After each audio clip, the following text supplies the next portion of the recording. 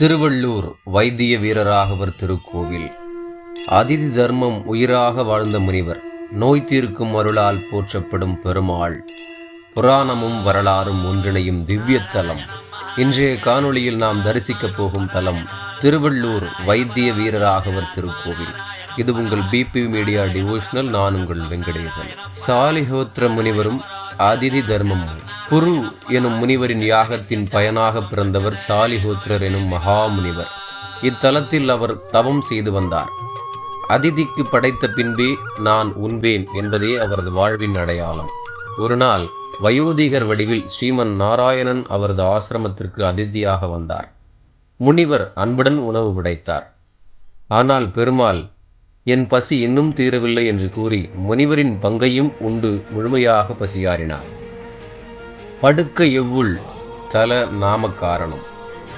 பசியாறிய பிறகு உண்ட களைப்பு தீர படுக்க எவ்வுள் என்று பெருமாள் கேட்டார். முனிவர் தம் ஆசிரமத்தை காட்டினார்.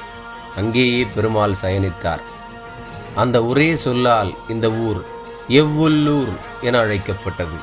அங்கே சயனித்ததால் பெருமாள் எவ்வுட்கிடந்தான் என்ற திருப்பெயரையும் பெற்றார். வசுமதி தாயார் திருக்கல்யாணம். பின்னர் ஸ்ரீதேவி தாயார் வசுமதி என்ற பெயரில் அரசன் தர்மசேனனின் மகளாக அவதரித்தார்.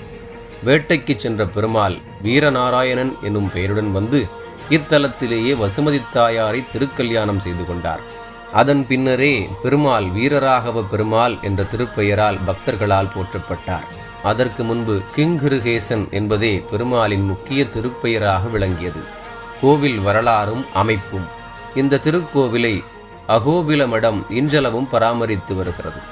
5 அடுக்கு ராஜகோபுரத்துடன் இக்கோவில் பல்லவர்களால் கட்டப்பட்டது. இங்குள்ள கல்வெட்டுகள் 9ஆம் நூற்றாண்டின் பல்லவர்களால் 2வது பாதியை குறிப்பிடுகின்றன. உள்ளூர் புராணங்களின்படி இந்த தலம் 5000 ஆண்டுகள் பழமை வாய்ந்ததாக நம்பப்படுகிறது. துணை ஆலயங்கள். இக்கோவிலில் தனித்தனியே அமைந்துள்ள சிறு ஆலயங்கள் கனகவள்ளி அம்மையார், கணேச ஆழ்வார், கஜலட்சுமி தாயார், கோபாலன், நம்மாழ்வார், சக்கரத்தாழ்வார், ஆண்டாள் சன்னதி, வேதாந்த தேசிகன், ராமானுஜ ஆச்சாரியார் மற்றும் லக்ஷ்மி நரசிம்மர். வைத்திய வீரராகவர் நோய் தீர்க்கும் அருள். இத்தலத்தின் மிகப்பெரிய சிறப்பு இறைவன் வைத்திய வீரராகவர் என்று அழைக்கப்படுகிறது.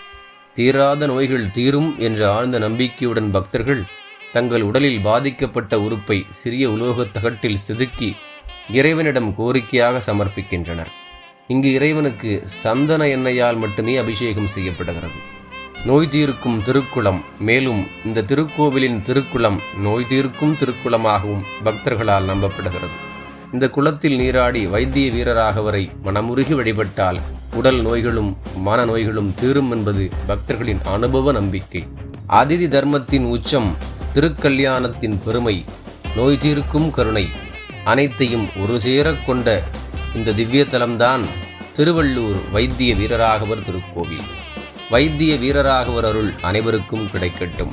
ஸ்ரீவில்லிபுத்தூரில் வாழ்ந்த விஷ்ணு சித்தர் பெரிய ஆழ்வார் ஒரு நாள் துளசி செடியின் கீழ் ஒரு பெண் குழந்தையை கண்டெடுத்தார். அவளை கோதை என்று பெயரிட்டு இறைவன் அருளாக வளர்த்தார். இளம் வயதிலேயே கண்ணன் மீது அளவற்ற பக்தி கொண்ட கோதை கோயிலுக்கான மாலைகளை முதலில் தானே அணிந்து பின்னர் இறைவனுக்கு சூடினாள். இறைவன் கனவில் தோன்றி, கோதை சூடிய மாலைகளே எனக்கு உகந்தவை என்று கூறினார். அதனால் அவள் ஆண்டாளானாள். திருவரங்கம் சென்று கருவறையில் இறைவனுடன் ஒன்றிணைந்தாள். ஆண்டாள் திருவடி சரணம். இந்த வீரராகவர் கோவிலிலே சூடித்தந்த சுடற்குடிக்கும் தனி ஆலயம் இருக்கிறதை நாம் காணலாம். நன்றி, வணக்கம்.